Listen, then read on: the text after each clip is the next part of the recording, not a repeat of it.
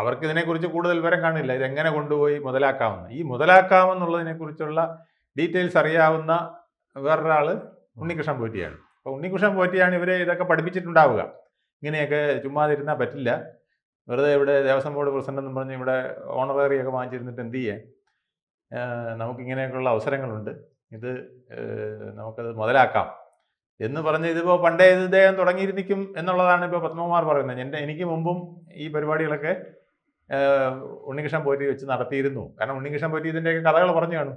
ഞാൻ ഇത് പണ്ടേ ഇത് എല്ലാ ദേവസ്വം ബോർഡ് മെമ്പർമാരും പ്രസിഡന്റും ഒക്കെ ആയിട്ടൊക്കെ ഇതൊക്കെ ചെയ്തിരുന്നതുകൊണ്ട് സാറ് ധൈര്യമായിട്ട് ഇങ്ങ് പോരെ, നമുക്കിത് അടുത്ത 2 വർഷത്തേക്ക് ഈ കച്ചവടമൊക്കെ നല്ലപോലെ നടത്താം എന്ന് പറഞ്ഞപ്പം അവരും വീണു.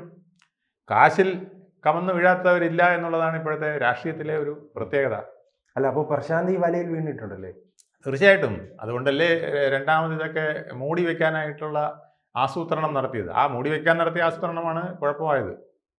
ഇത് എങ്ങനെയെങ്കിലും പുറത്തോട്ട് വരണമല്ലോ. അയ്യപ്പൻ അപ്പോഴാണ് ഒരു പഴുത് കണ്ടത്. എന്നാൽ ഇതാ എല്ലാം കൂടെ പുറത്തേക്ക് ഇട്ടേക്കാന്ന് പറഞ്ഞ് പുറത്തേക്ക് ഇടാനുള്ള പഴുത് അപ്പോഴാണ് കിട്ടിയത്. അകത്താവാനുള്ള സാധ്യത പ്രശാന്താണ്.